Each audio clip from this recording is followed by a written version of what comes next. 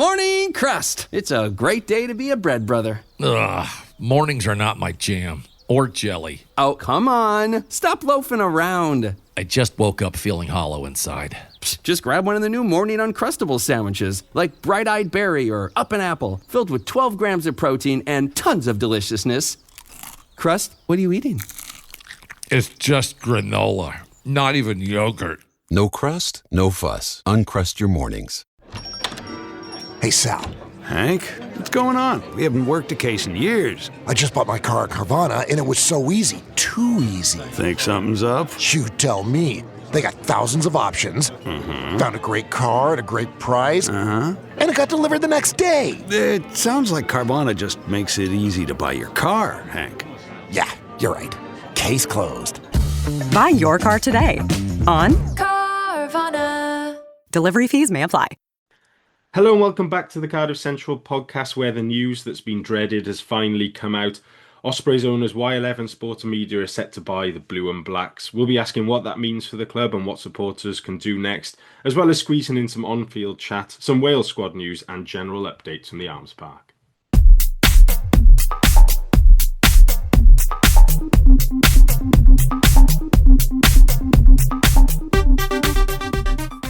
After a tough weekend on the field and an even tougher day off the field yesterday, it's only two of us on the pod this week. Everyone else has found an excuse not to come on. So it's just myself, Dan, joined by Frazier. Frazier, how are you? Yeah, I wish I'd had an excuse. I was scrabbling around for it, but yeah. It's like, no, you're definitely coming on. Yeah, got to do it. Me talking to myself for an hour about it. We obviously on this podcast like to focus on on-field stuff, but it's impossible not really to start off-field with the news that broke on Monday. So there was a WRU board meeting where the decision was going to be made about who progressed as the preferred bidder. A statement came out from the WRU on Monday evening, then saying that the WRU board met for its January meeting today and considered the recommendation from the executive on the sale of Cardiff Rugby. They went on to say that it unanimously approved the proposal to move forward with a preferred bidder into an exclusivity period. The WRU has obligations to liaise with a number of stakeholders over the next few days. We will then discuss the decision with the two bidders and the management of Cardiff, and we expect to have completed this by next week. The WRU hopes to finalise the detailed negotiations with the preferred bidder and sign a binding agreement within a matter of weeks. That's where the statement ended. No confirmation on who the bidder was. A bit of a nothing statement, really. But shortly after, Wales Online, Stefan Thomas confirmed that the preferred bidder is Y11 Sport Media, the current owners of the Ospreys. There's been no further statements made to that effect. There's silence from Cardiff, silence from Ospreys, but that seems to be the state of play. There's a lot of the comments that came in to us when I asked for questions or statements on social media, a couple along a theme. Ben said, fuck the WRU. Ed said, fuck the WRU. Glenn said, fuck the WRU, Y11, and the stickmen who received a stray after the WRU tweeted about them being halftime entertainment on Tuesday morning, and then deleted the tweet when a mountain of abuse was returned back to them. There was a couple of others then. Matthew said, just how big will the banner be, telling the WRU and Y11 to politely go away, brackets not politely at all. And a couple of other questions which we'll get onto as we discuss the situation over the next part of the pod. But Lloyd said, how do we still support Cardiff and the players without supporting the WRU and Y11? And NoI8432 on Reddit said, do we as supporters have any reason to trust Y11? Lots to cover, I guess, lots of angles to look at it at. Fraser, what's your sort of general take on the whole situation? I mean, it feels like a real crossroads moment for the WRU, or at least this new iteration of like who's like leading it. Because they had this opportunity to like galvanize a fan base, obviously in Cardiff with the Welsh, the Hollywood producers and that potential takeover, which sounds interesting. It was like fully fleshed out. The people talking about it were realistic. It was clearly they had an interest in the club and Welsh rugby as a whole. And instead of that, they've gone for some anonymous finance twats, and it's just such a shame, and it's like really sad. I think it just left me so deflated as to kind of that decision on their parts. And also fundamentally, I think, like you mentioned, I'm a bit worried about like the long-term future of professional rugby in Wales. If you're trusting like our clubs with companies like Y11 and House of Luxury, because they just seem like these kind of vague finance companies. And it's like, Y11 says it's a sports and media company. Like Ospreys are the one sporting thing they have, and the other thing is like football coaching of some vague like thing and running. It's just, but like there's so little substance to what they are. Same with House of Luxury is even worse. Really, like looking at a website, it's just absolutely zero thing about them. It's just all like, yeah, absolute like bluster and like ridiculous terms and all this kind of rubbish.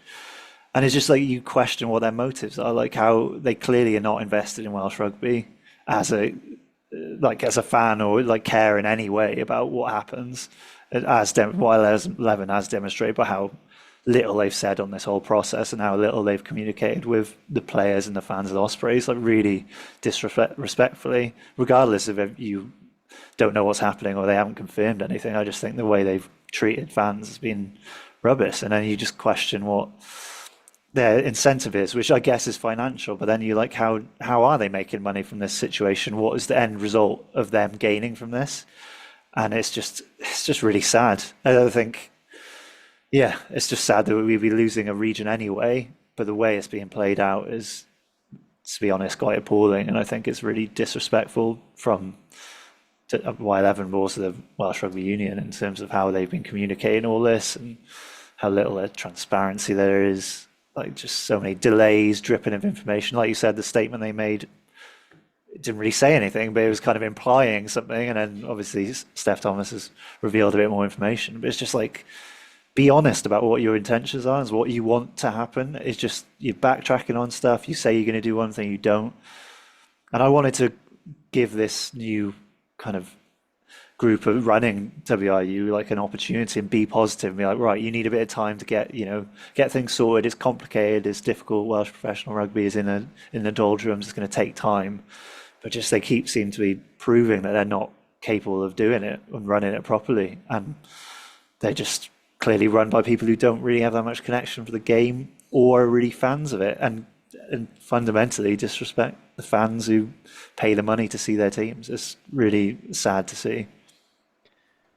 Yeah, I can't disagree with any of that. I made a few notes, and the first note I just wrote was the whole thing stinks. It's like I sat there on Monday evening, so last night where we were recording on Tuesday evening, and like my head was just spinning. I didn't even know what to sort of say about it because there's part of me that just thinks, oh, I just had enough and just like leave it where it is. I don't know if you can continue into a new era with owners like that and with people running the WRU like that.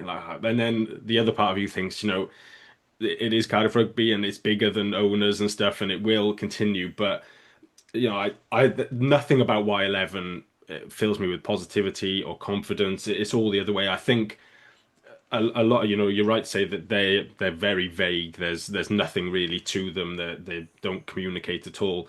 And I think people will look at being untrustworthy about how they've just discarded the Ospreys basically and jumped to Cardiff. But I think what maybe doesn't get mentioned enough is that they haven't even been good owners of the Ospreys. Like even before all this stuff came out, the Ospreys are not in a better spot now than they were when Y11 took over. They haven't progressed as a business off the field. It's been obviously difficult for all of us to progress as a rugby team on the field because we're not in a scenario where you can. But I don't think if you sort of drew up the list of positives and negatives since their time at the Ospreys, there's a lot of negatives. There's the whole thing around taking that one game to London for no apparent reason, which didn't work and was obviously never going to work, and running down the fan experience at the Liberty and until they couldn't play there anymore. I think there's relatively strong suggestions that the whole move to St Helens, which is probably one thing that would have been really great for the Ospreys, how much they actually had to do with that is debated. I think there's a real disconnect at the Ospreys between Y11 and that absent ownership group and the day-to-day management. I don't think Lance Brandley has covered himself in glory necessarily with some of his comments, but at the same time, I feel sorry for him because he seems to be stuck in a real bind between the WRU on one side and Y11 on the other, and the people actually there day to day on the third side. So that's, for me as a Cardiff fan, that's a real concern, them coming in as owners, because they start in a massive hole that they've dug for themselves. Let's be fair, they are they appear to be morally bankrupt and just generally like untrustworthy people, and then I don't have any faith that they'll be able to dig themselves out of that, because they don't seem to be very good at running a rugby club anyway. So, and then the WRU, I think you're absolutely right with the current executive. It's always worthwhile pointing out that the problems with Welsh rugby started many, many years ago. Roger Lewis and failing to reinvest in rugby after that golden generation, 2012, 13 through to 19. But every WRU leadership group since, with just about the exception of Gareth Davis, who gave it a good go at modernising it, but then got booted out. But all of them since, particularly Steve Phillips and now these guys, have not been the right people to turn the ship around at all. And even if they are maybe making the right decision in going to 3 ultimately, they're just not going about it the right way. So you're right, the communication's awful. I think the other thing I just want to say on the WRU board is that I think a lot of people looked at the unanimous aspect of the decision to back them as a preferred bidder, and there was obviously some disappointment because I think particularly 2 names in Jamie Roberts as a former player and Andrew Williams as a lifelong Cardiff fan and a former director were seen very much as the Cardiff men on that WRU board, and people would hope that they were going to make a decision which benefited Cardiff. But I think ultimately they are directors of the WRU, and that this new phrase fiduciary duty, which goes around Welsh rugby now, which I still can't really get my lips around the word fiduciary. But I think that it's more than just whoever made the biggest bid financially. They have to do what's right for the WRU, and ultimately in the situation they are in, I think going to Y11, which gives them the option to get to 3 and crucially avoids legal battles for the next 18 months, 2 years. As much as I don't like saying it, and as much as I don't want it to be true, it probably is the right decision for a WRU director to take. And that is difficult to stomach, and it's not a position you want to be in, and you kind of just think, oh fuck it, just give it to the Hollywood guys anyway, because that would be best for us. But I just in defense of those Cardiff guys on the board, I would mention that. But ultimately, we're in a real difficult spot here, and we don't know what it means for Cardiff. I think rightly the focus is on Ospreys fans and the fact that they'll lose a club now, presumably, and that's a big gap in the life if you don't have your team to support anymore. And there'll be concern for the players and staff at both clubs as well, because I don't think it's not the case that all the Cardiff guys are safe if they're putting the 2 companies together and putting the 2 player groups together. If you're 3rd or 4th choice player at Cardiff and you're looking at some of the Ospreys players and thinking they might pick him over me if they're merging squads, and it'll be the same off the field as well. Ospreys will have commercial departments and all this sort of stuff, and Cardiff will have them as well, and there won't be room for all of those people. They might have to all reapply for their jobs or however they're going to do it. So that's the primary thing. But there is also a nagging thing of the Cardiff fan of like, we don't know what this means for us yet. We don't know if Cardiff Rugby survive as Cardiff playing at the Arms Park. We don't know if it's Cardiff Ospreys playing between Cardiff and Bridgend or Cardiff and Swansea. We don't even know if they might just make it Ospreys playing in Cardiff and they just keep it that way. And that's, I don't think anybody in their right mind of a sporting or business mind thinks that Cardiff Ospreys or Ospreys playing in Cardiff would work. But when the Y11 and the WRU involved, I wouldn't like to put a bet on any way in which this is going to come out. I guess the question then is there anything that you think could happen next that would make you sort of get on board with Y11, or that you would like to see happen for Cardiff over the next few months to try and rectify this hole that we've been put in, / got ourselves in?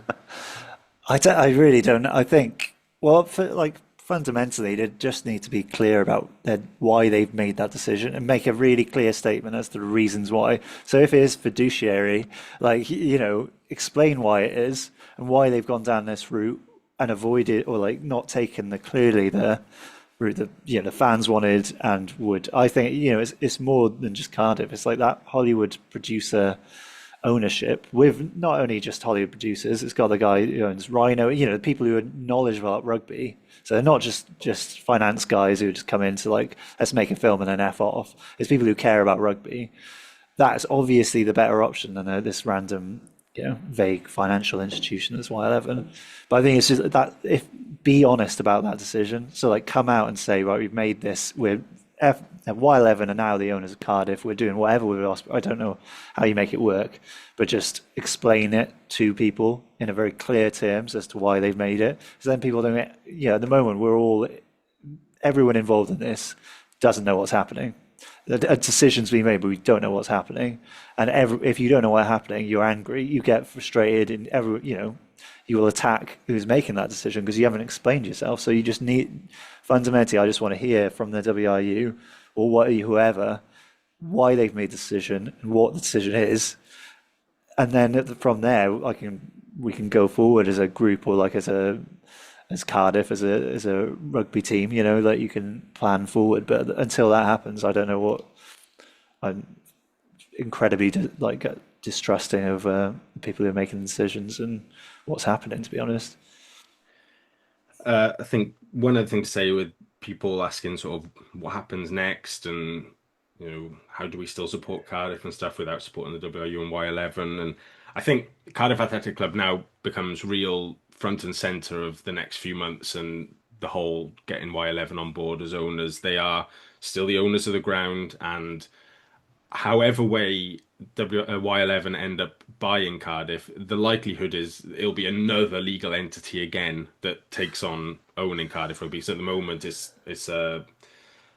I've forgotten the word now, like a byproduct of the WRU company, subsidiary. That's the word I was after, of the WRU, and they will either buy us and sort of as Ospreys Rugby Limited perhaps, and then change the name of that, or whether they'll set up a new legal entity to buy us that way.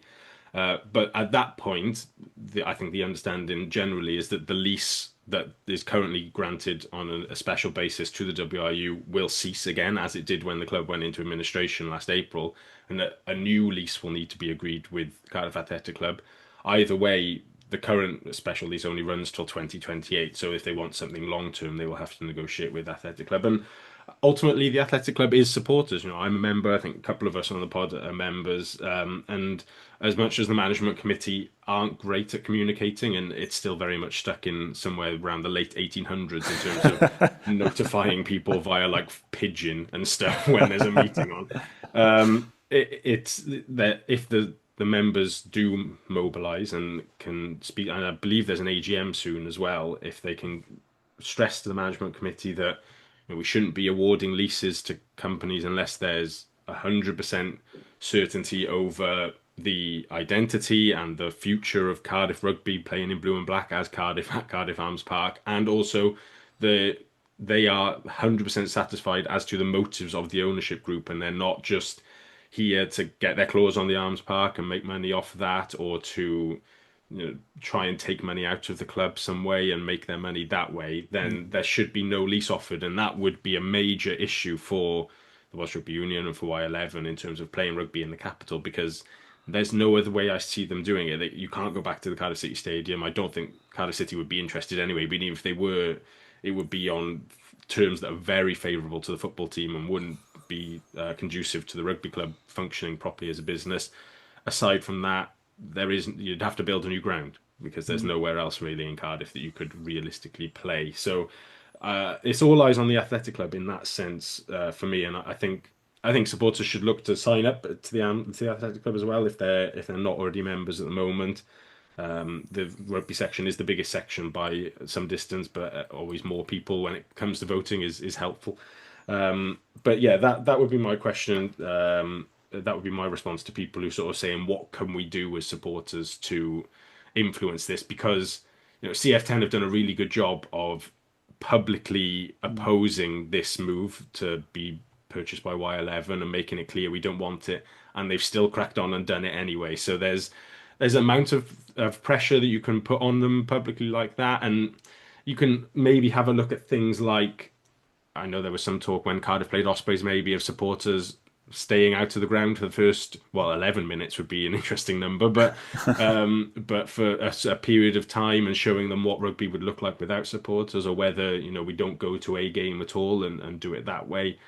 But I still get the distinct impression that wouldn't really move them. They don't seem like they're interested in sort of acts of emotion from supporters. Y11 are backed by a very, very wealthy private equity firm. If they lose a bit of ticket revenue, I don't think that would bother them massively, to be honest. So, yeah, that's my general answer on that front. I don't think there is a way in Lloyd's question about supporting Cardiff without supporting WRU and Y11. Ultimately, your money goes to the owner, so there's little that you can do in that sense. But yeah, I don't know if you've got any thoughts on supporters like boycotting in that way. No, I think you're right about like joining the Cardiff Athletic Club. Like, I'm not a member, but I will now join and want to have my, knowing that, have my voice heard as well, and kind of support or band together to object to what's happening. Yeah, I think that's a good way forward, and I'd advocate for that, definitely. It's just shit. A final question from Noai8432, which is an interesting question. I sort of think from like morally for supporters to consider about how much rugby versus this all off-field stuff means. So, how would you react if Scott Robertson, the recently sacked New Zealand head coach, was announced as Cardiff director of rugby / head coach at the same time Y11 officially took over? would that placate you at all? I don't. Well, yeah. I mean, it probably would help, to be fair. But and I think supporters are fickle. Realistically, if you got like injected loads of money into the club, and I think we're signing players and like getting coaches like that joining, then I think people would soon not be as upset. I think there's an accumulation of things that happen. Of the Welsh rugby team in general is doing shit. So there's just this whole aura of everything is effed, And I think the automatic reaction of fans is going to be negative and angry because of what's happening and how we've been treated for the last however many years. So I think if something positive things started happening like that, then I think that would influence people, and people would be more willing to hear out what the plans Y11 have. But obviously, I don't think that's going to happen, and I don't trust them to do that kind of stuff. But obviously, it would make a difference if that did start happening. No, you're right, and supporters are fickle, and I think there are a lot of really hardcore Cardiff fans and people, and I would count myself in one of these, who are vocal online and quite vociferous about things. But I do think we are in the minority, and I think a lot of people who go to the Arms Park regularly are sort of less uptight about all that stuff and much more relaxed in terms of it's a great match day, it's in the middle of the city, you go down and watch some good rugby, and it's a good day out, and if the team win, then great, and if they don't, it's not necessarily the end of the world for them.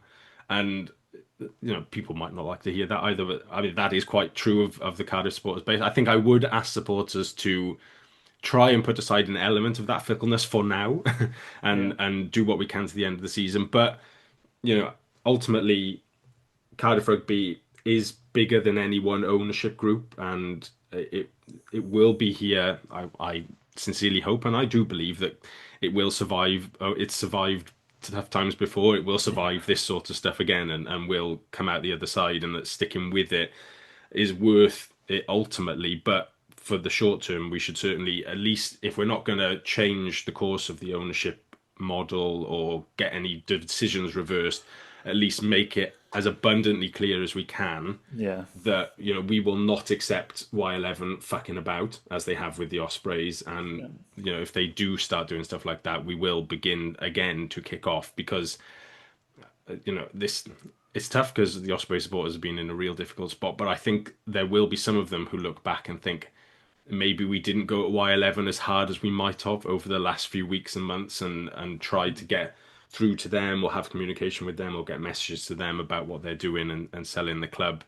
And that might be a source of regret for them. I just hope Cardiff don't have that same sort of regret when, perhaps inevitably, but hopefully not, that Y11 do end up trying to piss us about in the end. So, any more on that from you, Fraser, from ownership stuff? Or? No, I think, I'm just a bit sad. So yeah, it's a fair fee. I think it's definite sadness and frustration from our side. I think there's the anger and stuff is more Ospreys way, and I think that's fair. And yeah, for us, it's just like what on earth, this is terrible, and what on earth is going on, really, is how I Yeah, would summarize it. But yeah.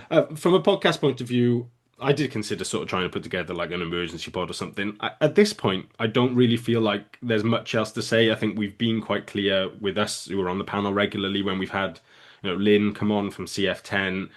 We've said everything we need to say about Y11. Those sentiments still remain. And ultimately, as I mentioned a bit earlier, we just don't know what this really means for Cardiff at this point. Hopefully, we'll find out when the WRU complete these speaking to stakeholders and informing bidders, etc. And they'll put some more detail on the table. At that point, it might be worth maybe during the Six Nations, we'll do a special and go over what it could mean and what we hope it means. But yeah, I think that's kind of all there is to say from us on that topic for now. So we shall leave ownership stuff there for the moment. And I would like to say a welcome relief of returning to on-field stuff.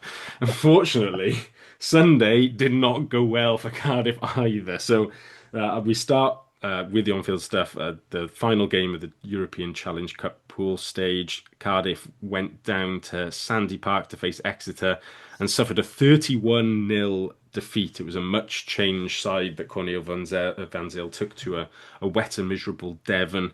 Struggled against a well-drilled and physical Exeter side, which was, despite me really trying on the pod last week to force them to make a lot of changes and think about the game against Bristol, and 6 days later they picked a very strong side and absolutely ran over us. It was 2 tries for Chamadze, a try each for Heaven Dweber and Brown Bampo, 6 points from the boot of Henry Slade that contributed to a dismal outing for the Blue and Blacks. A bunch of 3-word thoughts. Ian said, another poor watch. Hopes he said, bloody awful rugby. Sid went with glad that's over. Steve said, started too slowly. Paul said, poor kicking again. Cornell said, forwards got bullied. Lloyd went with outmuscled, outskilled, outplayed. Rob said, disrupting squad rotation. Mark went with attack coach needed.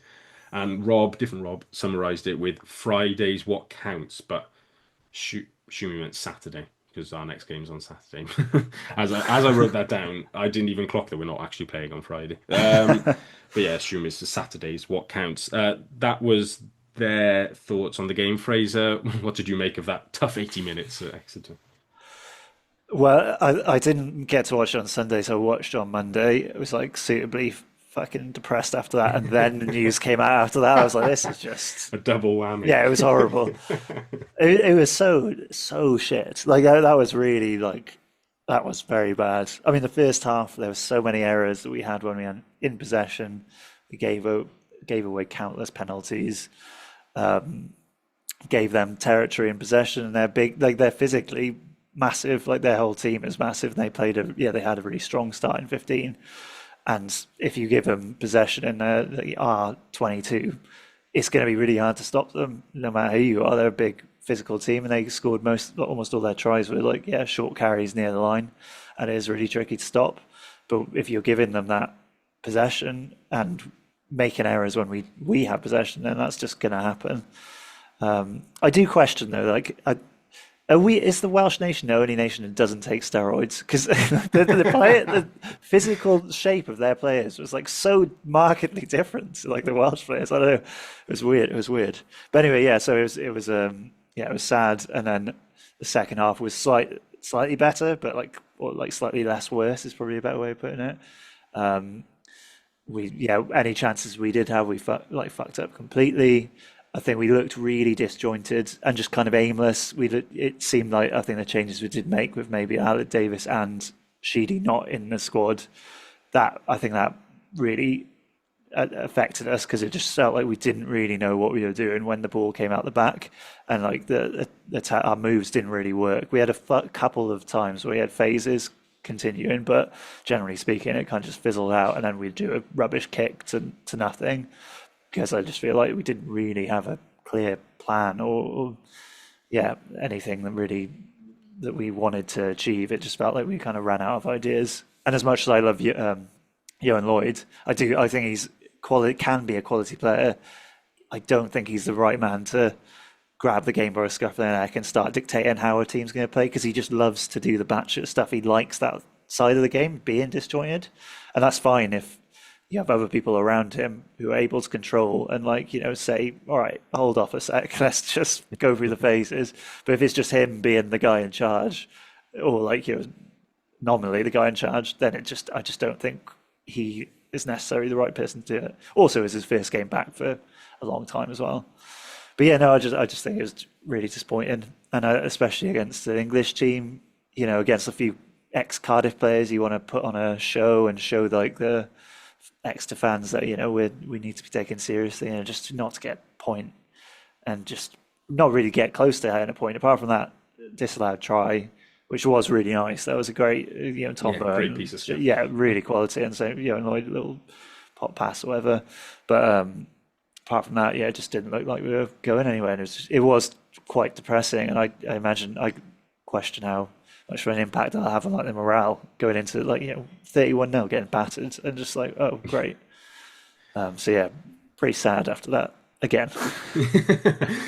Just, the sadness never ends. I made a couple of notes. I think, I don't know, to like, it's not making excuses for them, maybe slightly caveat the performance. The weather didn't help. I thought there is no team that is worse than us in terms of when the weather gets bad, and especially that sort of weather. Because if it's pissing down and it gets muddy, and you just sort of deal with that. But when it's kind of still like the grass is looking all right and it's kind of flat, but it gets really greasy, that is the worst weather for Cardiff. If somebody could like order weather, which we don't do well in, it's like greasy and skiddy.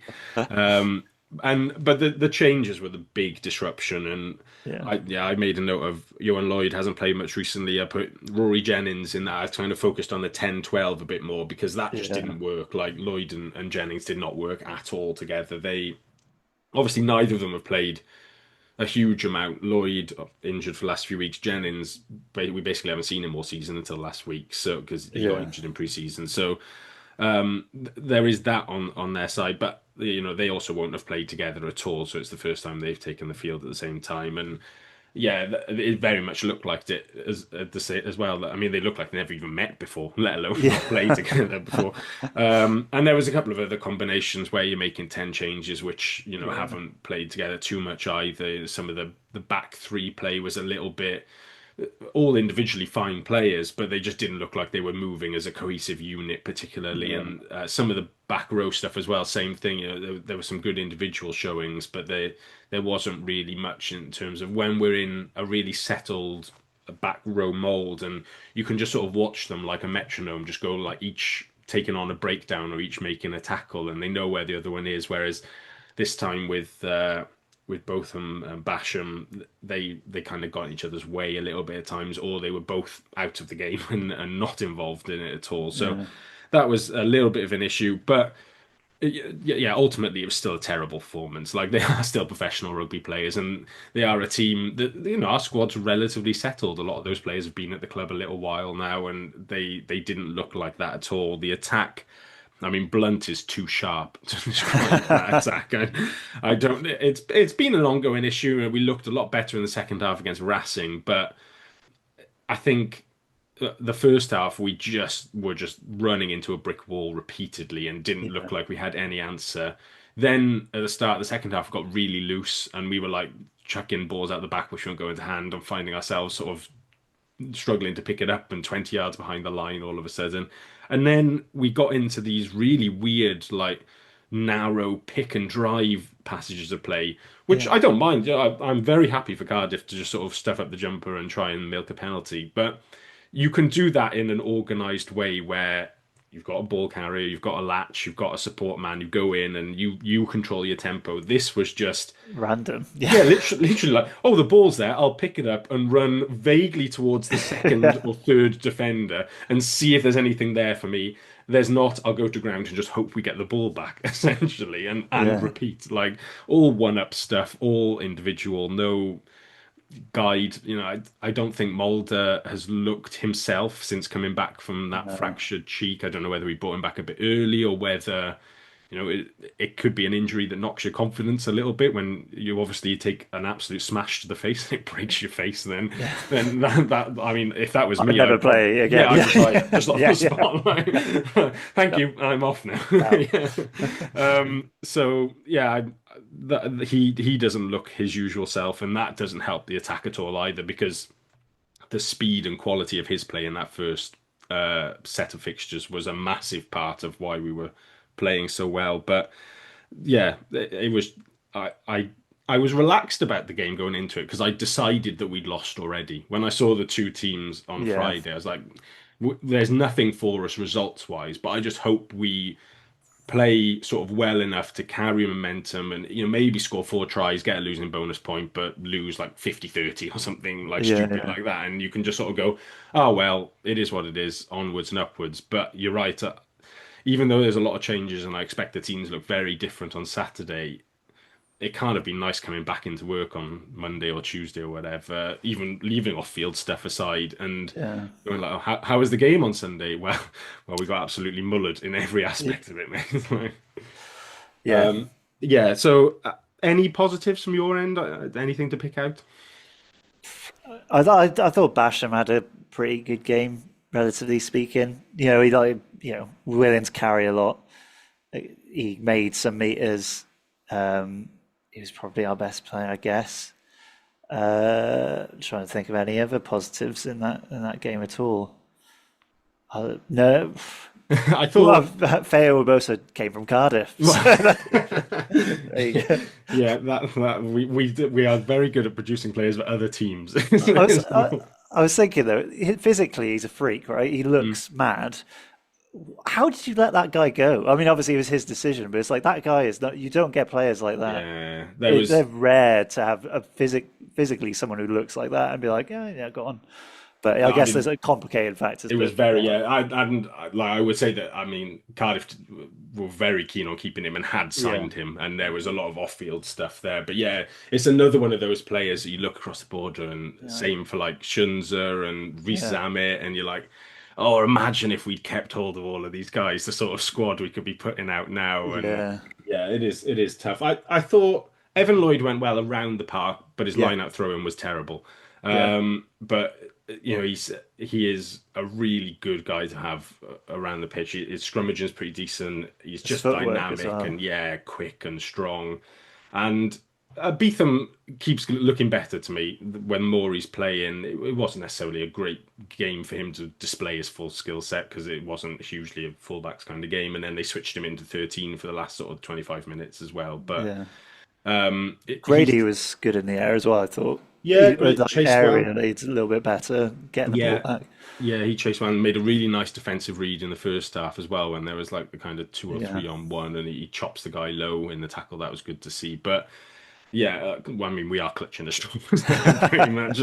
I can't think of much else in terms of what we can take from it. I think it's just one of those games where ultimately you just like, right, we made loads of changes. Let's write it off and forget it ever happened, because there's just nothing to take from it, and it's all eyes on Saturday. And I suppose that leads me to the question of, does it actually matter? And when you look at the Challenge Cup campaign as a whole, has it sort of gone how we thought it would anyway? Yeah, I mean, to be fair, I was looking. It's not been. I think it's been pretty good up until the Exeter game. I think we'd done all right. The Stad game, we put all our youngsters out, obviously, and we put up a fight, which is the Stad game is what I wanted for this game. I guess it's like a little bit more like we showed what we can do, and we got scored some nice tries and that kind of stuff. But so we did all right there, and then obviously beat Ulster, which was good, and Racing. Comfortably beat them, brilliant. So those, up until this game, I think it'd been quite a good campaign. I think we'd balanced our commitment to it quite well. You can say, does it really matter they've got smashed by Exeter? Have we got Benetton away, isn't it? In the next round, in the Challenge Cup. I guess we'll see about that. It depends on how this coming Saturday goes. I think will be a big indication of how that's going to go in the future. But I think overall, I think our campaign went pretty well, a little bit better than last year, and just this game it would be great that it didn't, if it didn't happen, and we could move forward. But yeah, I made note just sort of saying, like, got 2 home bonus point wins. I think some away bonus points would have been nice if we could have, scored 4 tries at Stad, or maybe I think we had enough quality. Well, we should have had enough quality to get within 7 points maybe against Exeter and scored a few tries there as well.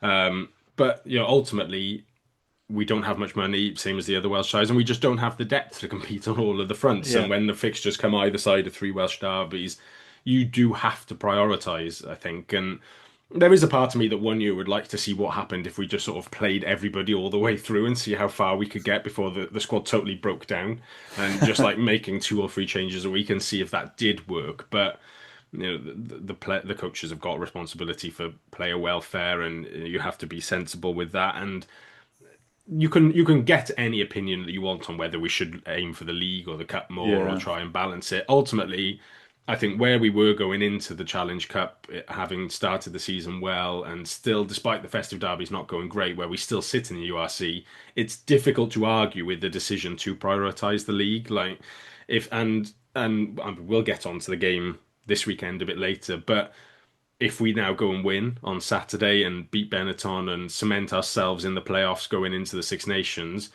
I don't think we'll remember this Exeter game for too long, and that will be the main focus. I think if we lose against Benetton, having basically thrown this game, then there's a lot of questions to be asked, because it's a tricky trip to Ulster the week after, so 3 losses in a row would be tough to finish the fixture block on. But yeah, if basically, I think how we feel long term about Sunday will be totally altered by how Saturday evening goes in the end, as Rob said on his 3-word thoughts. You mentioned that, just to wrap up on the Challenge Cup pool stage, because we finished 4th, so it is Benetton away in the round of 16. I remember us playing Benetton. Was it 2 years ago? I think that was the quarter final. I think it was the year we beat Sale and then went to Benetton the week after. Am I right in remembering that? I don't know. Yeah, I'll take your word for it. Yeah, we'll say that, and if it wasn't, I'll just get somebody to alter history and so that we're right. But Benetton away in the round of 16, and then the path to the final. Let's be positive and look for that and see how we're going to get there. Quarterfinal would be Exeter again, or Munster away, depending on who wins their tie, and then the semi-final, also away, would be against one of Ulster, Ospreys, Newcastle, or La Rochelle. Cardiff Ospreys semi-final in the Challenge Cup, after all that's gone on, would be quite some occasion at the Brewery Field there. But I wonder if the likelihood of that from either side feels a bit slim at the moment. Any more for Sunday, or are we consigning that to the history books? Yeah, I think it's best to move on from that match, to be honest. Yeah, I don't want to dwell too much on that. Yeah. We'll move on to some other news then, some non-ownership news. There's been a fair bit of transfer/recruitment gossip that has started to come out over the last week, which I think feels quite tough to talk about at the moment, especially when we don't really know how the squad might look at all next season. But we'll work on the basis that it is Cardiff, the current squad, and we're recruiting for that Cardiff team at the moment. So I'll try and remember which ones were where. I think Wales Online were mentioning possible signings with 2 names floated: Chris Coleman, the Dragons tight head prop, and Kreis Schunzer, the obviously Exeter second row /flanker, have both been linked to Cardiff. Re-signings wise, Wales Online mentioned that both Evan Lloyd and Josh Adams are set to stay at the club. Evan Lloyd was linked to Scarlets apparently briefly, but has chosen to stay, and Josh Adams was quite heavily linked to that R360 Mike Tyndall debacle, but that now being pushed back means that he seems happy to stay at Cardiff. And then 2 gossip mentions around departures. Talupe Faletau was mentioned in the same Wales Online article as likely to leave. I think he was also linked to R360 and has been linked to various sort of French paydays and stuff as well while he's been at the club, but he seems set to move on at the end of the season. And then Mackenzie Martin looks to have signed for Beziers in the Pro D2. He obviously is currently on loan at Dragons, but his contract with Cardiff is up at the end of the season, and it looks like he's going to head down to the south of France for a bit of rugby down there for the next few years.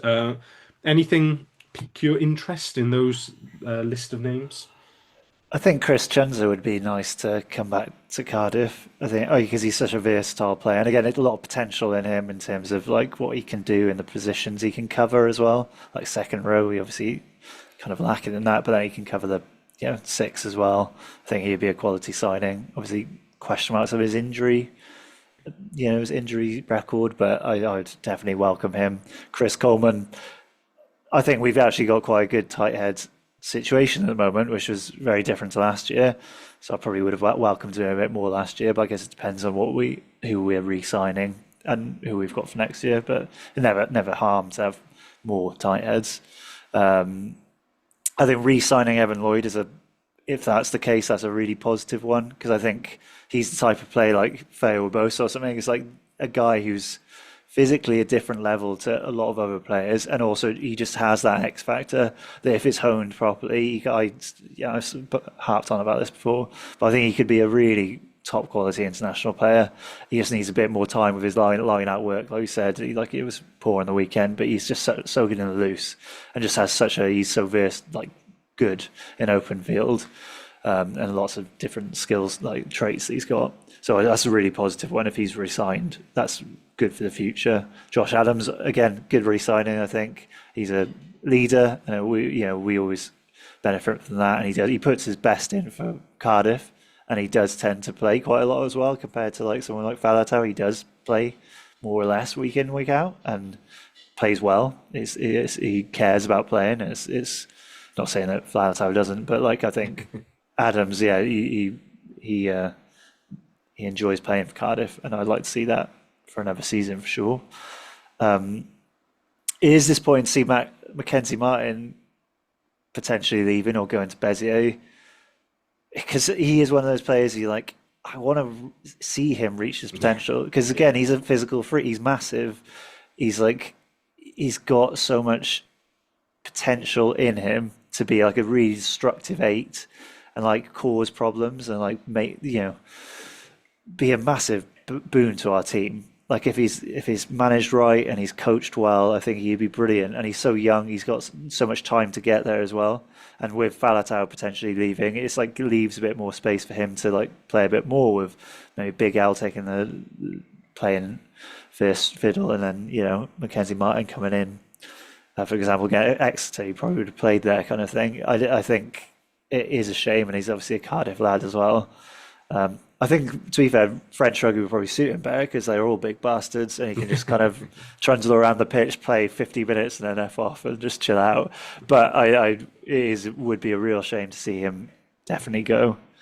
And then, Falatau, hats off to him. I'd go to France, enjoy your payday. I don't have any, it would be sad to see him leave, but obviously he doesn't play a huge amount, and he deserves any decision he makes. Go for it. He's one of the best players that we've had in Wales ever, potentially in Cardiff. So just enjoy your retirement or whatever it looks like, whatever your next decision is. It's a shame to see him go, but also, it doesn't. Don't think it impacts our team that much as well. I think we'll live without him. Yeah, I think before it's always been there's the commercial pull, and he's great when he's in the team, and after a few years, it's we've had that now. We've had the glimpses of him playing really well, and we've got the commercial out of him. And I think, it's probably time for him to move on now. With Mackenzie Martin, like you said about him being massive and stuff, and I find it weird that all we talk about really in Wales when it comes to the national team is it's not got enough size, it's not got enough ball carriers and all that. And then two of the biggest blokes and biggest ball carriers in Mackenzie Martin and Carwyn Tuipulotu that have come through any of the professional teams over the last couple of years, and we've just watched them wander off to France instead of getting them on the field. And I don't know what the reason for that is. I would struggle to put my finger. Is it both of them are from different cultures in terms of they're not white sort of middle class Welsh lads who've gone to a classic rugby school and then walked into the team and said the right things and shook the right hands, and maybe there's an element of that. Obviously Tuipulotu's got the Pacific Islander heritage and that all stuff, and Mackenzie Martin's an Ely lad, and whether that means he's looked down on by whoever for whatever reason, I don't know. But it's just weird that those two guys who would fit the bill of of solving our lack of massive ball carrying crisis, and we just don't play them. So that is weird. But Shinza coming back would be great. I absolutely agree with that. I think him and Teddy in the Cardiff second row is what we hoped we would see like 4 or 5 years ago when they were both coming through, and hasn't what happened yet. But if that was to be the case, then that would be very exciting indeed, and hopefully him being alongside Teddy and with a couple of other guys in the squad, mentoring him and getting him going, that would be huge for his career, as long as he's happy to play at second row for us every week. Because I feel like that's where we should, if we're signing him, we should be signing him as a second row. Yeah, definitely. I think in terms of that ball carrying, sorry, I also question why we seem to repurpose back rows to hookers, like Evan Lloyd's a hooker. Why is he a hooker? Why is Derry Lake a hooker? We've got we've got plenty of hookers. Just keep him as number 8. We back row up, and then we do have a lot of back row options. Yeah, it's tricky. I think the interesting thing about that though is that I think Evan Lloyd would have been repurposed because he would have not been seen as big enough. But there's players now like Ardy Surveyor, and you look at somebody like that Fletcher Anderson at the Scarlets. Like, they're not classically big ball carrying type blokes. They're not, when you think of big number 8s from say in the professional era, your Scott Quinnells, your Lawrence Delalios, these type of guys, Pierre Spies and stuff. They were all 6'4", broad shoulders, pack down a number 8 and carry because they're the big guy.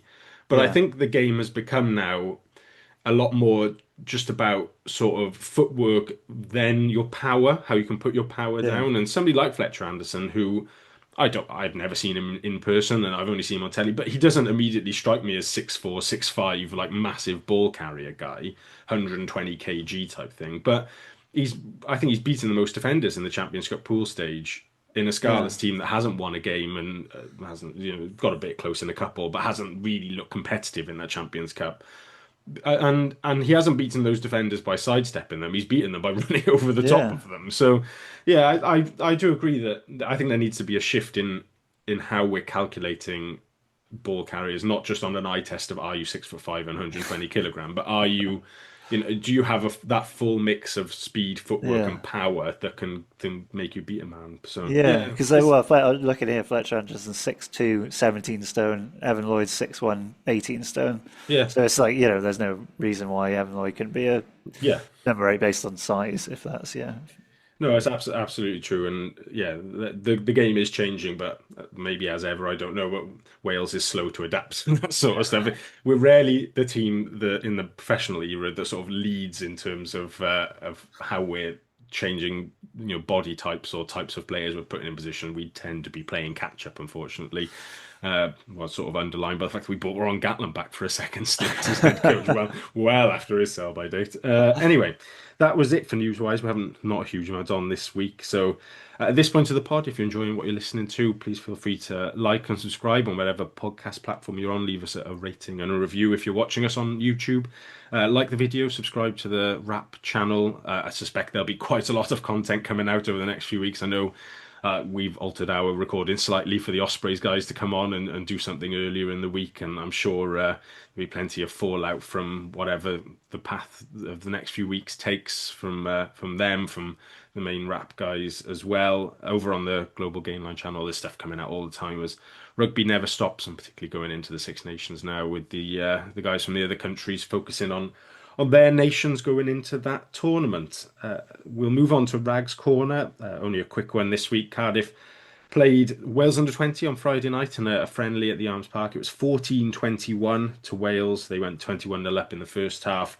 Neither of us were there, so we can only go on like reports and stuff. But they went 21-0 up in the first half, and where they picked probably what is closer to their strongest 15 that they had available anyway on the night, and by all accounts looked pretty fluid and in control. They then made a gazillion substitutions in the second half, and the game got somewhat bogged down. Cardiff scored 2 late tries with Griff John Morris and Johan Leishon going over. There was 4 points for Stefan Crimp as well. Couple of Cardiff link point scorers. One of the tries was from Dylan Scott, who's a Cardiff Met winger, former Cardiff age grade player.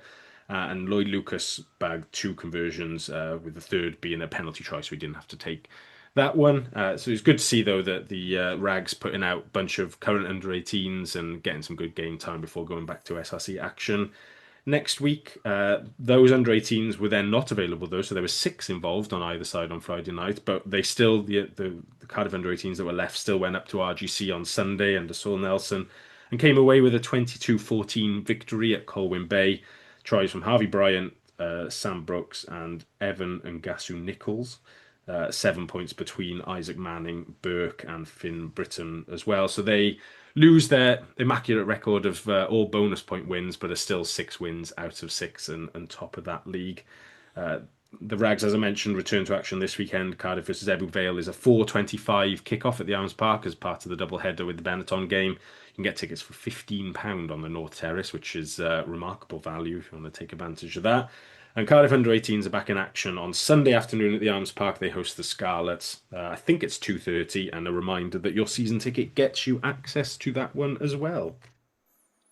Turn the page for the next part of the podcast. We're going to touch on the Wales squad, which was announced today. And amongst everything that the WRU have been doing, they did manage to sneak out a squad for the 2026 Six Nations. Steve Tandy's first, of course, as Wales coach, and he named 7 Cardiff players in this first Six Nations squad, who are Liam Belcher, Kieran Azarati, James Botham, Alex Mann, Ben Thomas, Mason Grady, and Josh Adams in his 38-man squad. Quite a few changes from the autumn. Fraser, what sort of jumps out at you from a Cardiff perspective or a general perspective from that Wales squad?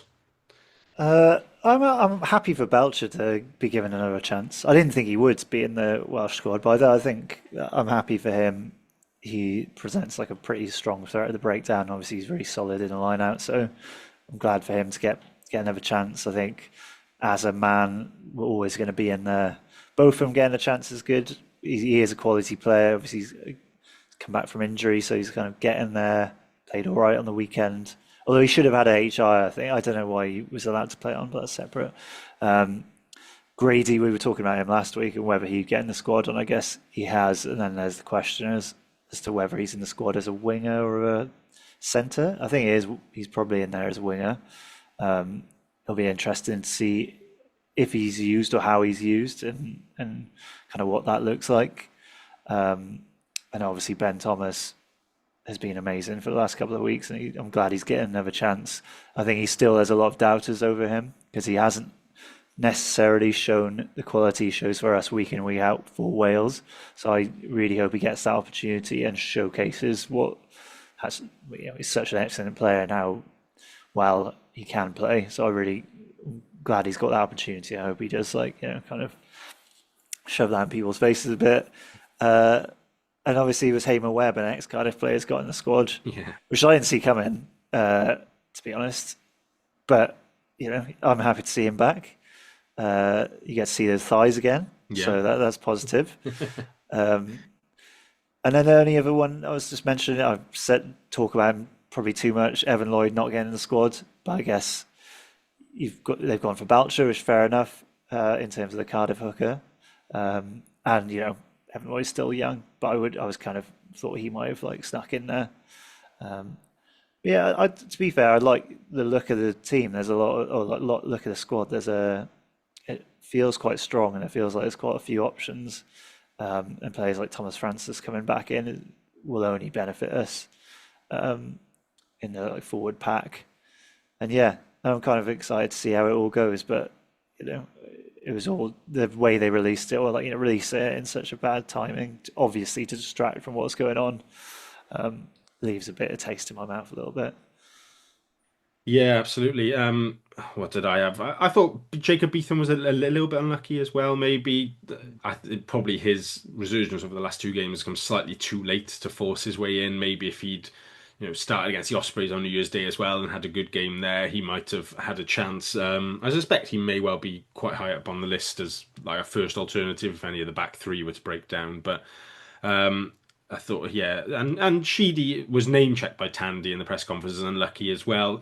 Costello played very well for the Scarlets against Northampton on the weekend, and he's taken a lot of stick. I suppose it comes with the territory generally of being Wales's fly half that you do have to take stick. But I still think he is a very good player, and I'm not surprised he was in there. I think the question was whether it would be Sheedy or Jared Evans that dropped out for him. And ultimately, Jared Evans played quite well off the bench when he had his opportunities in the autumn, has gone all right in a otherwise struggling Harlequin squad. And I think is just more of a, like, he's quite similar to Costello. Edwards can be the same. That they're all, if you look at them, they're all shorter guys. They're all quite nippy. They've got a turn of pace.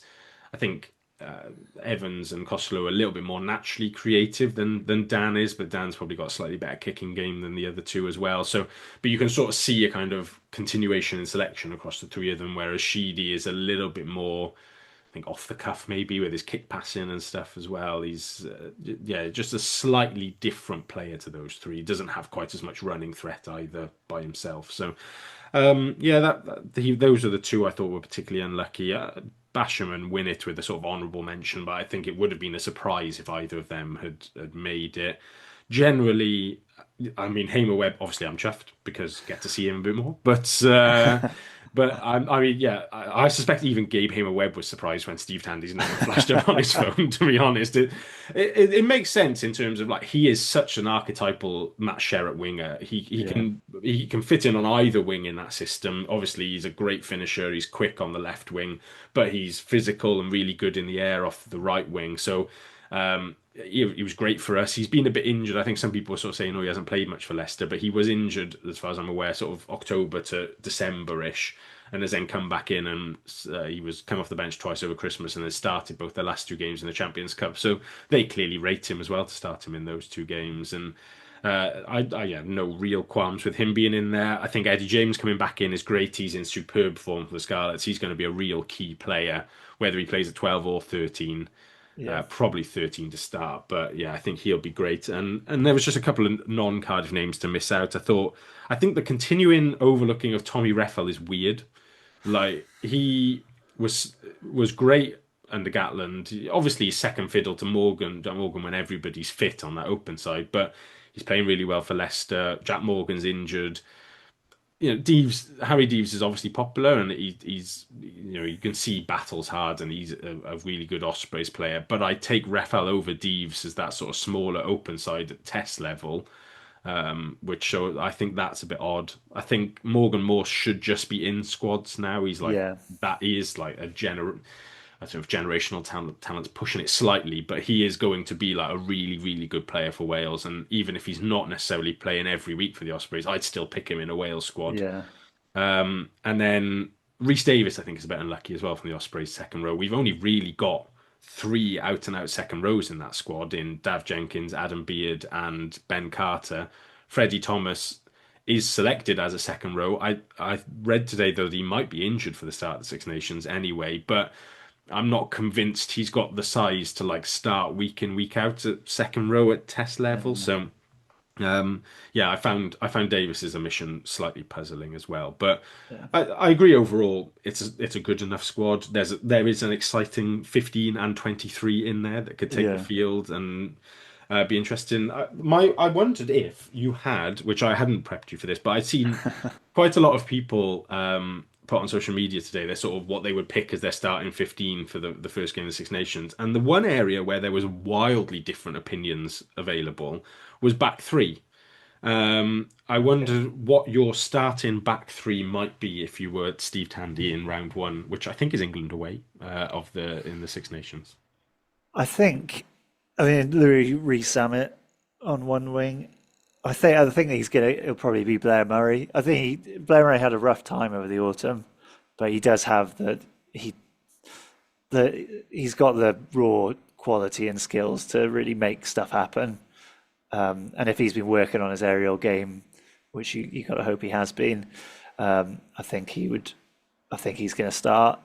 And then I think he'll probably go, if I'm Steve Tandy, I think he's going to go Tom Rogers on the other wing.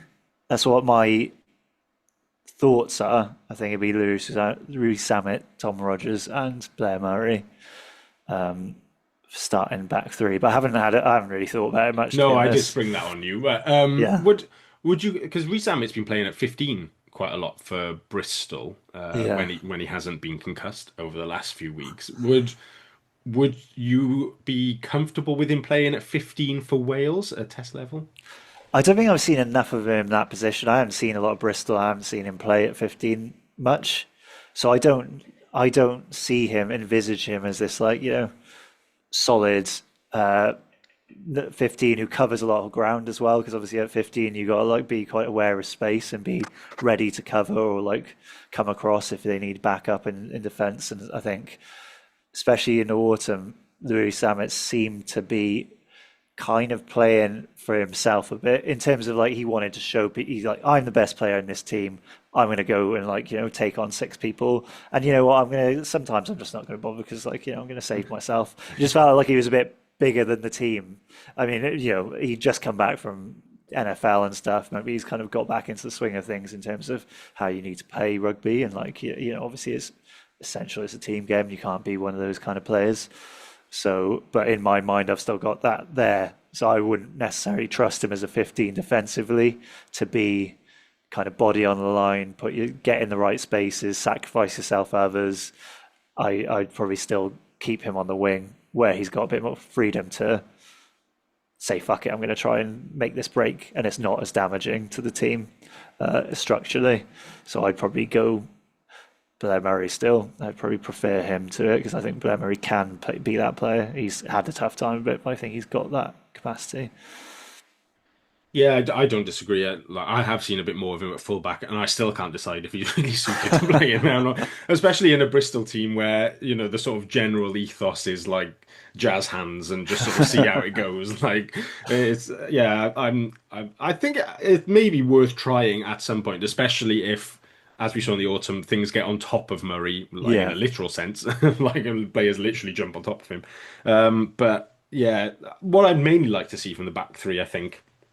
And I think I agree that whatever way you turned out, I think Rees-Zammit and Murray are in there, and then it's just a question of who plays on the other side. There's a lot of players. Adams has played really well for us over the last few weeks. I think Ellis Mee's been going really well for the Scarlets as well. Hamer Webb, has gone obviously okay for Leicester the last few weeks, and there's credit in the bank with Jockey as well, which will help him. So I don't really have a huge preference either way on that third option, but what I just generally like to see from that back three is a lot more fluidity in terms of how they're moving around the park, because like you said, Rees-Zammit was keen to show everybody he was back basically in the autumn, and he just sort of did his job on the one wing, and then Murray was sort of left to fend for himself quite a lot in that backfield, and he looked quite isolated back there at times, and I think then because he was under pressure there, he was just trying to make anything happen in attack, which wasn't necessarily conducive to that, and the left wing chopped and changed a little bit, and that didn't help either. There was no real continuity in that back three, so I just like to see whoever it is, them properly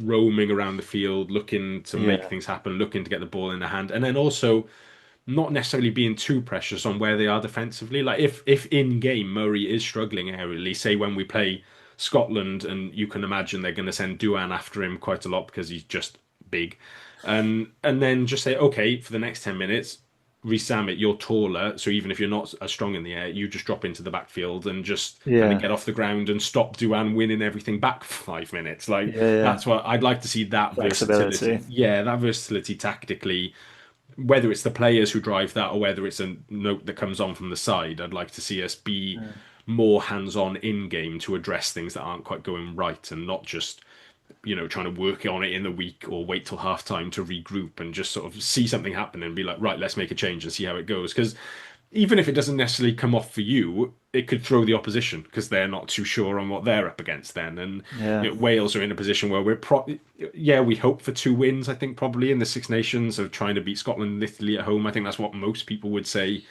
we're aiming for in this next few weeks. But we're certainly not in a position where we're going to come in and be like, right, we're going to dominate all these games and challenge for a Grand Slam all of a sudden. So just offering something a bit different and putting doubt in the opposition mind is probably quite a good place to start in terms of wrestling back some kind of momentum and some kind of fear factor about our team. Is that a fair prediction, by the way, or aim for the Six Nations? Do you think that would be something to aim for, or are our targets even lower than that? I think 2 wins is probably it feels really sad to say this, I like being optimistic, but yeah, probably the best we can hope for. Scotland will be difficult even at home, especially we're not. I don't know if they even sold out our home games yet, which is a wider question about thoughts of Welsh rugby. But I think that's probably realistic. And it's still really early in his tenure. Like I guess he's still figuring out his best team, and obviously we brought some people back in now.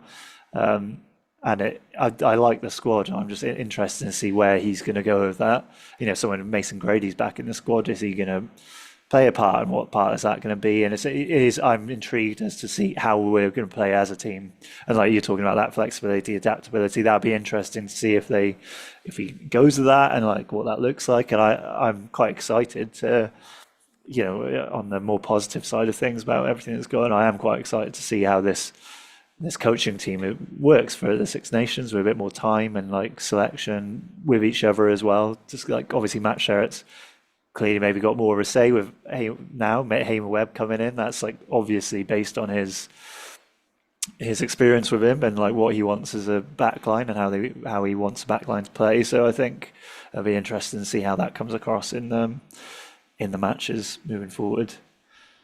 Yeah, and they also confirmed today that it would be the same sort of interim assistant coaches coming back as well. Lydia, Duncan Jones and Reece Patchell completing the team alongside Jockey and Danny Wilson. So there was a bit of pushback on that because sort of people were saying, well, it didn't work in the autumn. But I think you're right. Like that was it. That was their first time together. I don't think it's necessarily a bad thing to have a bit of continuity this season and bring them back in. And then in the summer, look to bring people in on a more permanent basis, and they can have a bit of time together over the summer ahead of next season to really get settled in. So I agree with that, and I'm hopeful that we will be a bit excited about what Wales produce, but we shall see. I guess see where we are after that first week, and we're back to crying on the only other thing I was going to say about the squad, I was really impressed by David Jenkins against us.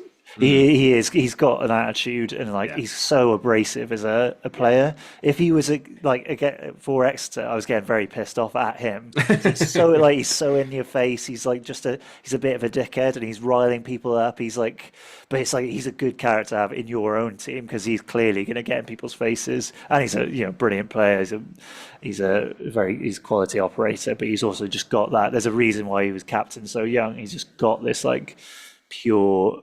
We're winning this game. It's just that attitude of no excuses, anything like that. It's a very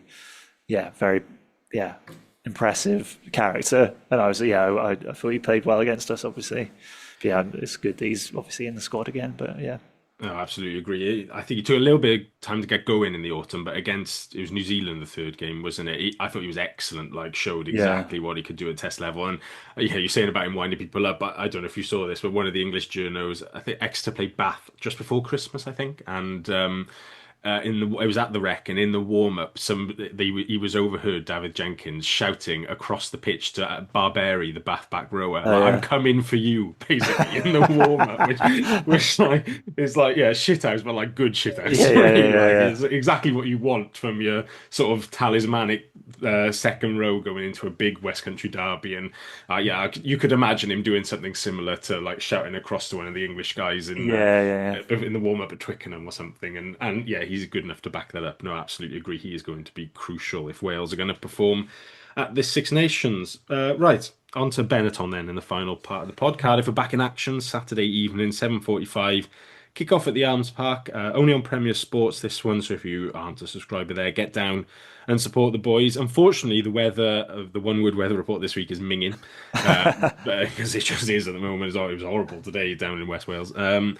But that shouldn't dampen your spirits, as hopefully with the double header as well be a good evening of rugby at the Arms Park. So Benetton, at the moment, they are sitting 8th in the United Rugby Championship with 4 wins and 5 losses. They're 12 points behind us. They're finished top of their Challenge Cup pool, though they beat Dragons and Lyon in their last 2 games over the last 2 weeks. And despite, I think they were already qualified before the weekend and had a confirmed home draw as well, but they still went pretty strong going away to Lyon to beat them. So they were also on a 6-day turnaround as they played on Sunday as well. Head-to-head, Benetton have won the last 3, but they were 2 1-point wins and a 4-point win in that. So it's been very close the last 3 times that we've played. The last fixture was the end of last March. Benetton won 2019 in Treviso. Excuse me. Tries for James Botham, Ellis Bevan, and Evan Lloyd, with 4 points from Sheedy for Cardiff on that occasion. I think that's all of the stats that I had written down about this game. So this might be quite an easy one to answer. I don't know, but this feels like the biggest game of the season for Cardiff at the moment. Is that fair to say? I think so. Looking at like the fixtures to come in the next, the coming weeks, it seems like a pretty important one. We get a good result here. Away to Ulster the next match, and then we're playing Leinster, Bulls away, Sharks away before we back to the Champions Cup. That's a rough fixture list. So that's going to be really tricky to get points out of those games. Especially Ulster without those 7 internationals that we mentioned, as well as they'll be in Wales squad. Yeah, exactly. It'll be tricky. The Kingspans, but I think it is really critical that we win this game.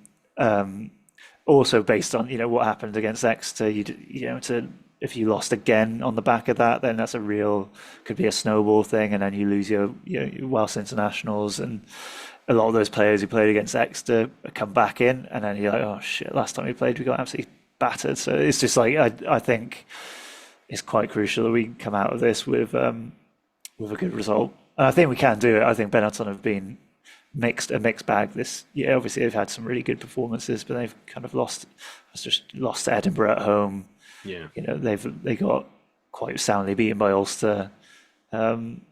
Stormers at home, they got beaten by Edinburgh. They got absolutely smashed away. So, but then obviously they've had some good results. So they're it's hard to tell where they're at. Recently, they've been playing pretty well, got some good results, but I think we certainly have a chance and should be looking at winning this game, especially at home.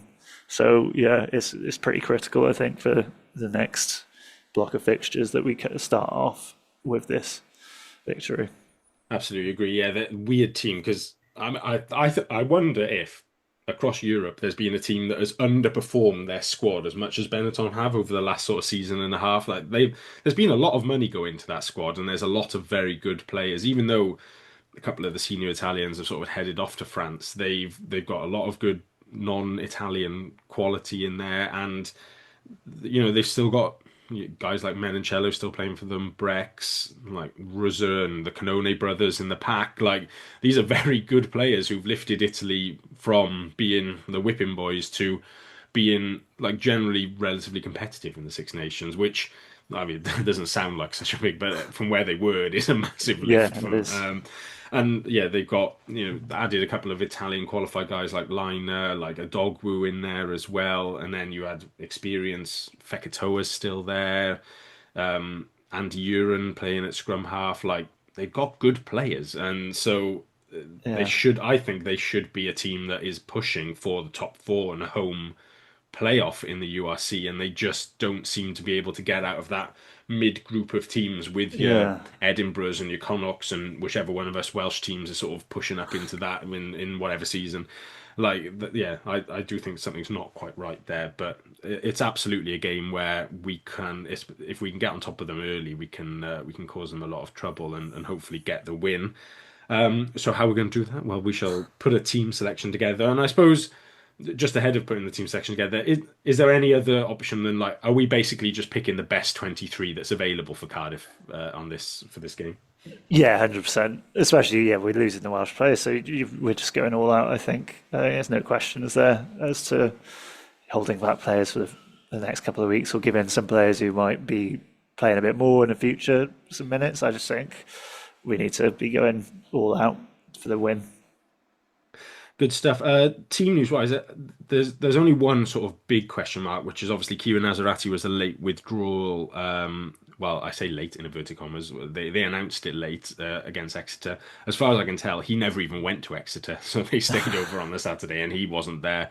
Javan Sebastian was onto the bench, and Will Davis-King was there, and I think Joe Cowell were both there as sort of travelling reserves as well. So hopefully, and obviously Azarati's been named in the Wales squad, so they're not concerned about his fitness, and hopefully it's just the case that maybe he wasn't quite ready for this Sunday and they decided to keep him back for this Saturday. So we'll have him as available. Other than that, it's sort of as you were with Ed Burns not around still, Ben Donald's not quite fit yet, Theo Gabango long term, Faletau obviously not quite ready yet either. So there's not any new injury issues that we're aware of. Starting up front then, Fraser, what's your starting front row for Saturday?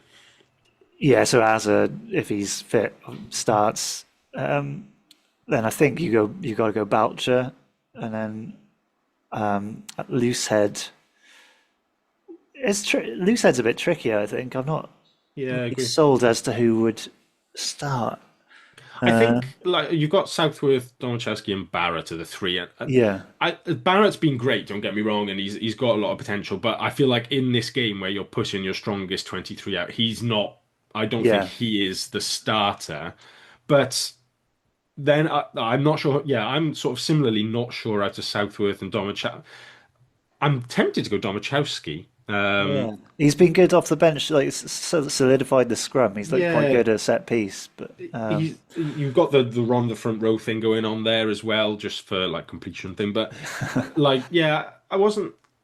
Southworth struggled at the scrum on Sunday. Obviously, Exeter. It was always going to be a struggle with us picking a change pack and then a strong pack. But I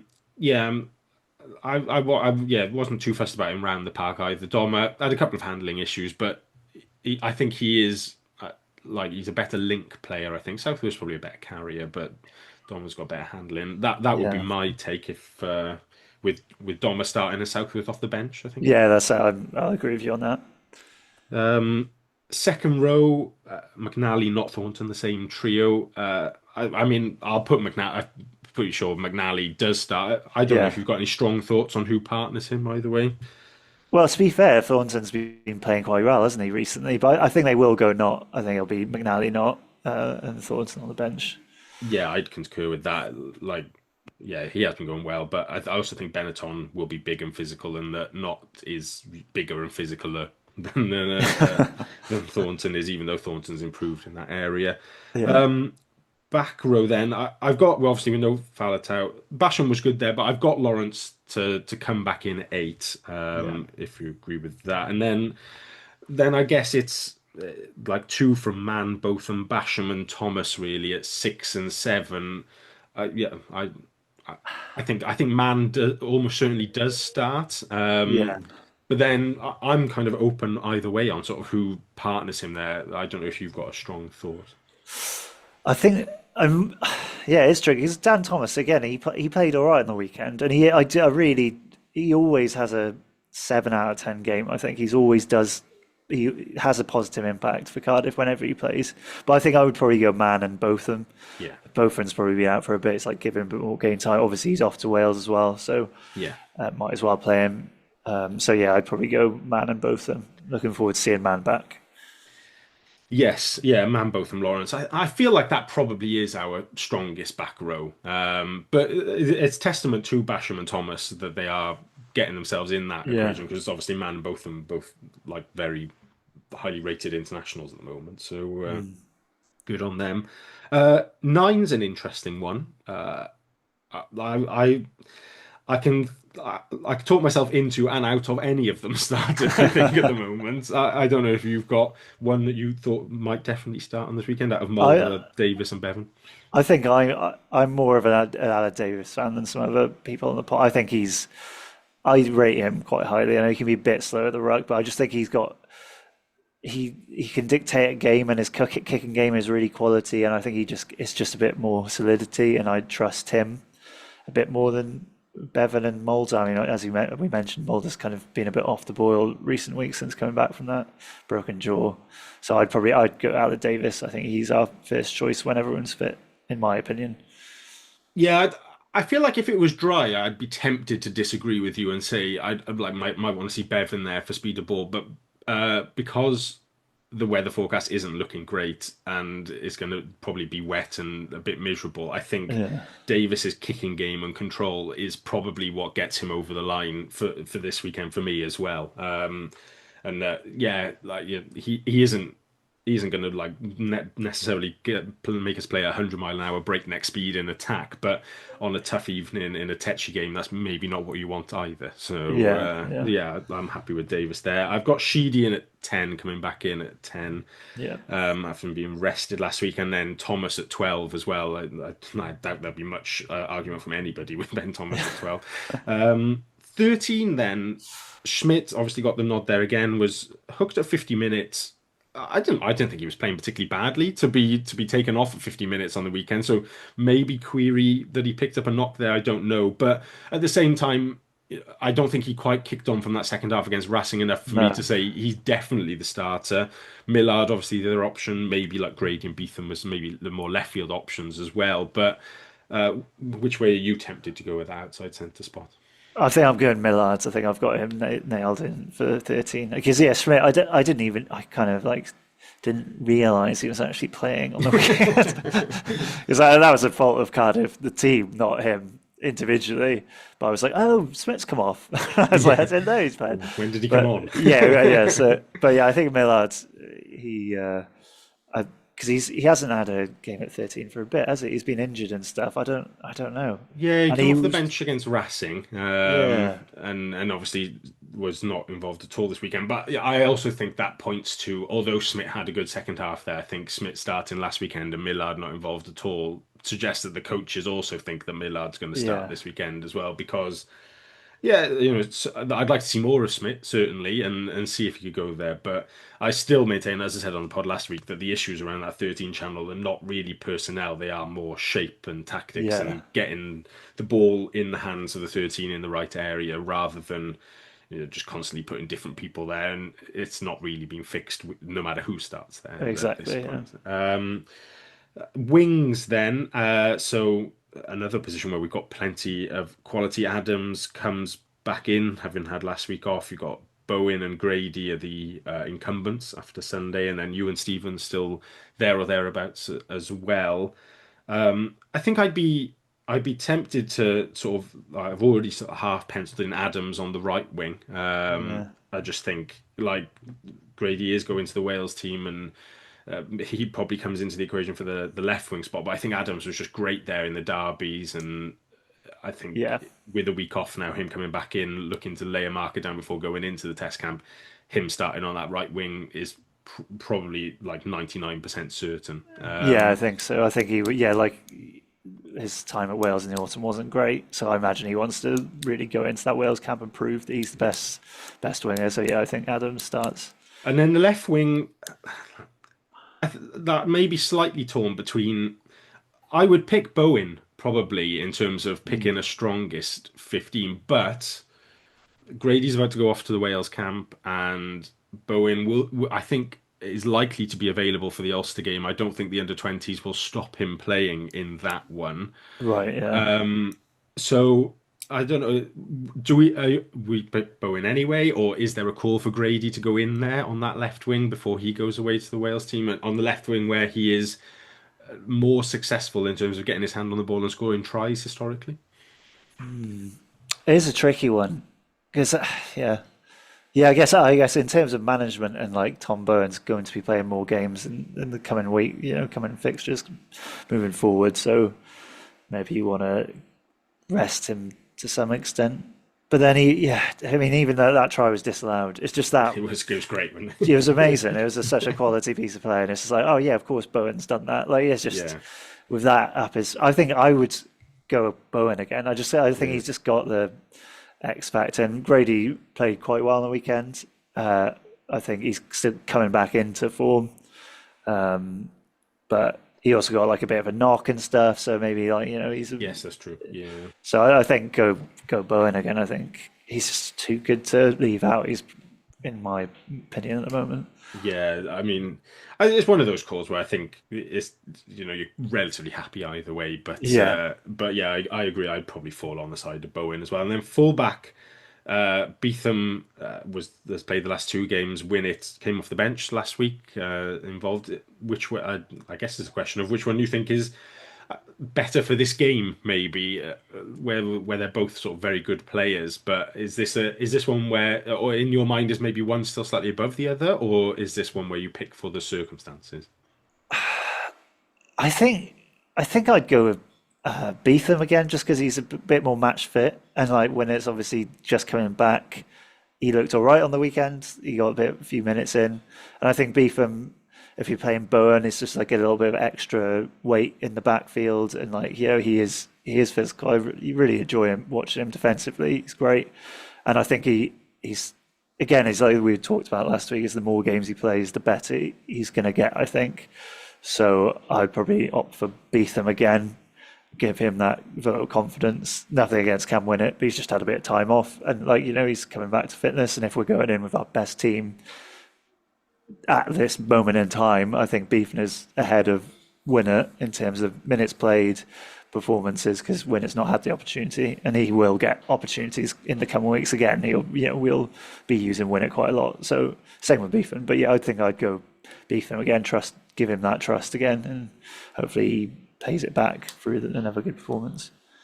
Yeah, I agree. I thought you might have said Winnett, and I was going to sort of like consider whether I could launch an argument against it for Beetham. But like, I love Winnett, and it actually, it hurts me not to pick him because I do love him a lot. Yeah. I like watching him play. But on a cold and wet night at the Elms Park in what could be a tight game where aerially is going to be really important and like territory is going to be really important, Beetham has been playing very well, and it's also difficult to sort of come up with an argument to not pick him after he's played quite well the last few weeks then as well. So yeah, I agree with Beetham back there. Bench then, sort of filling in the gaps. Evan Lloyd, replacement hooker, Southworth and Sebastian, replacement props, Thornton in the 19 jersey.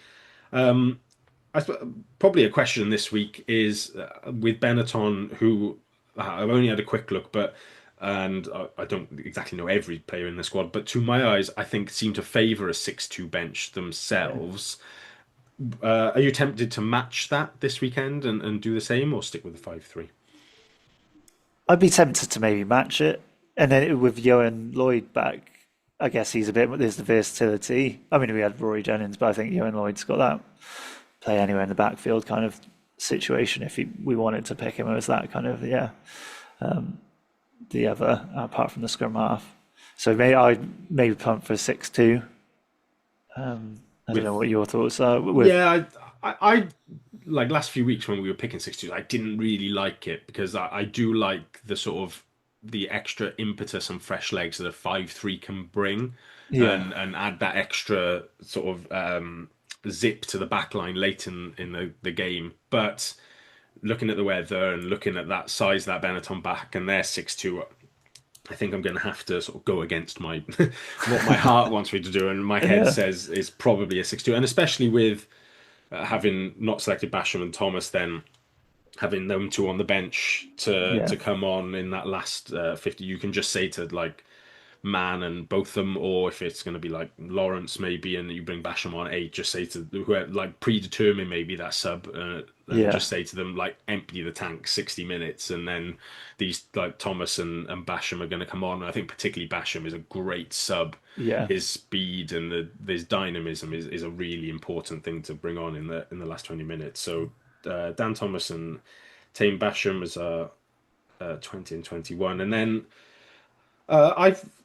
I'd be tempted to say Bevan ahead of Mulder and the replacement scrum half. I agree. Yeah, after his performance off the bench against Racing, I thought he was great in that game. And the other thing about him again is that Mulder's kicking's been a little bit off, whereas Bevan's got that booming left boot, which could be very important later in the game. Cool. So our 1-23 then: Corey Domachowski, Liam Belcher, Kieran Azarati, Josh McNally, George Knott, Alex Mann, James Botham and Alan Lawrence up front. Aled Davis, Callum Sheedy, Tom Bowen, Ben Thomas, Harry Millard, Josh Adams and Jacob Beetham in the back line. And on the bench, Evan Lloyd, Danny Southworth, Javan Sebastian, Rory Thornton, Dan Thomas, Tame Basham, Ellis Bevan and Ewan Lloyd. I don't know about you, but I'm pretty happy with that squad, and it seems like one that could get the win to me. Yeah, no, I agree. I think we should be going in with the attitude that we're going to win the game, and I think with a squad like that, there's no reason why, unless we fuck it up, that we should win that game. I think with that squad. Yes, it's very much in our hands. I don't think we have to worry about Benetton too much. I think with our best 23 out like that, or even sort of close to that, obviously we're never quite 100% spot on. But there's enough quality in this squad where we can just say at home, right, let's just go out and play our game, and that should be enough to beat an opposition. Well, I think that's enough to beat most opposition, but particularly one Benetton sort of mid-table in the URC. Good stuff. Anything else from yourself, Fraser? Any other business this week? No, I think we covered a lot today. Yes, we have. It's a good hour and 20 odd there, I think. So if you've listened all the way through, thank you very much for sticking with us. Fraser, thank you very much for joining me. Cheers, Dan. And we will be back next week. We will look back on that Benetton game, hopefully a good victory, and look ahead to the Ulster game and whatever other shenanigans have gone on off the field as well. But until then, thank you for listening. Goodbye.